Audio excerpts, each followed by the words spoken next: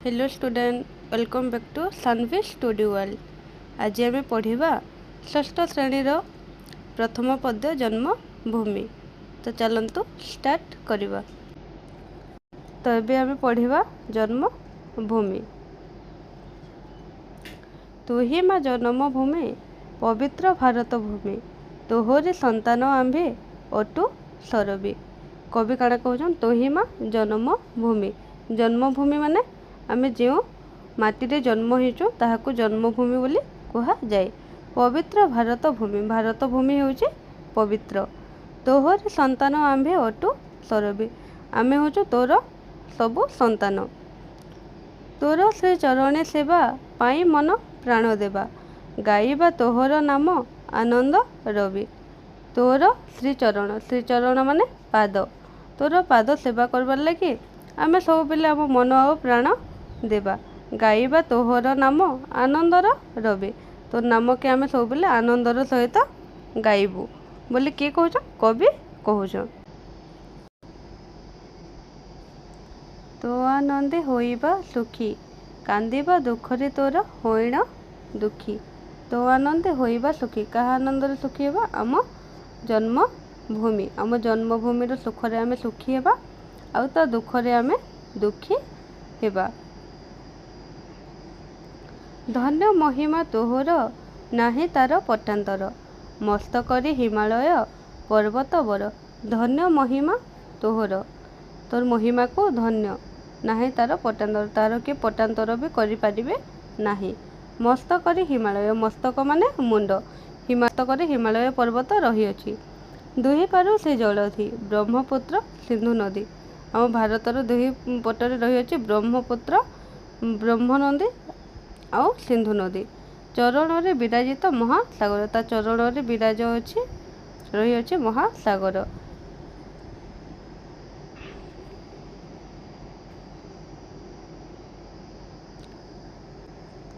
विंध्यगिरि बर कटिरे, गंगा आदि केते नदी शोभे शरीरे।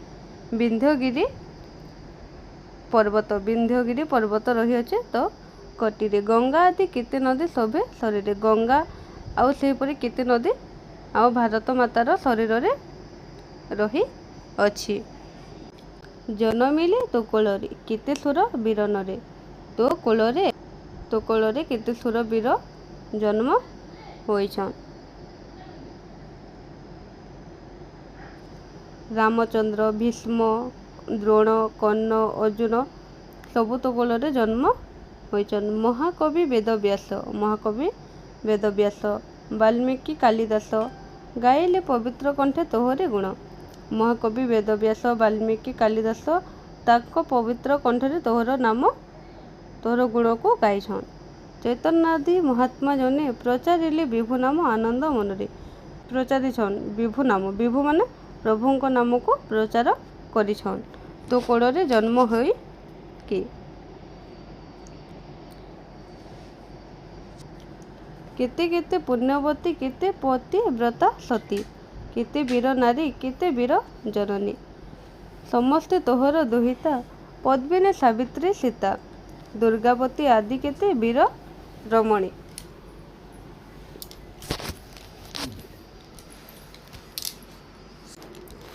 केते केते पुण्यवती, केते पति व्रता सती, केते वीर नारी, केते वीर जननी तो कोଳରେ जन्म होइछन। समस्ते होचन तोर दुहिता, पद्मिनी सावित्री सीता, दुर्गावती आदि केते वीर रमणी। समस्ते तो कोଳରେ जन्म होइछन। नमो इमा भक्ति भरे, अधम अक्षम सुते तो चरण रे। मु मो मुंड नइके तो चरण रे प्रणाम करूछि। के कहउछन, कवि कहउछन। आम जन्मभूमि, जन्म माटी के कवि कहउछन। कवि परिचय। ये आम जन्मभूमि को किए लिखिछन, भक्त कवि मधुसूदन राव। से जन्म होइछन 1835 मसीहा आउ मृत्यु होइछन 1912 रे। भक्त कवि मधुसूदन राव पुण्यधाम पुरी सहर रे जन्म ग्रहण करिथिले। भक्त कवि मधुसूदन राव पुरी सहर रे जन्म ग्रहण करिथिले। तांकर रचित पद्म, प्रभात, पृथ्वी प्रति, ବସନ୍ତ ଗାଥା, ଉତ୍କଳ ଗାଥା, ନିର୍ବାସିତର ବିଳାପ ପ୍ରଭୃତି କବିତା ଗୁଡ଼ିକ ଖୁବ୍ ସରଳ ଓ ମନମୁଗ୍ଧ କର। ତାଙ୍କର ରଚିତ ପଦ୍ମ, ପ୍ରଭାତ, ପୃଥିବୀ ପ୍ରତି, ବସନ୍ତ ଗାଥା, ଉତ୍କଳ ଗାଥା, ନିର୍ବାସିତର ବିଳାପ ପ୍ରଭୃତି କବିତା ଗୁଡ଼ିକ ଖୁବ୍ ସରଳ ଓ ମନମୁଗ୍ଧ କର। ଜନ୍ମଭୂମି କବିତାରେ କବି ଜନ୍ମ ମାଟିର ଯଶଗାନ କରିଛନ୍ତି। ଜନ୍ମଭୂମି କବିତାରେ କବି ଜନ୍ମ ମାଟିର ଯଶଗାନ କରିଛନ୍ତି। ପିଲାମାନେ ଏଥିରୁ ଗୋଟିଏ ଦୁଇଟା ମନେ ରଖିବ, ଏକ୍ଜାମ୍ରେ ଆସେ। ତ ପିଲାମାନେ କ୍ଲାସ୍ଟି ଏଇଠି ଶେଷ କରିବା। ନେକ୍ସଟ କ୍ଲାସ୍ରେ ଏଥିର ଅଭ୍ୟାସ କାର୍ଯ୍ୟ ଆଲୋଚନା କରିବା। ରହିଲି, ଧନ୍ୟବାଦ।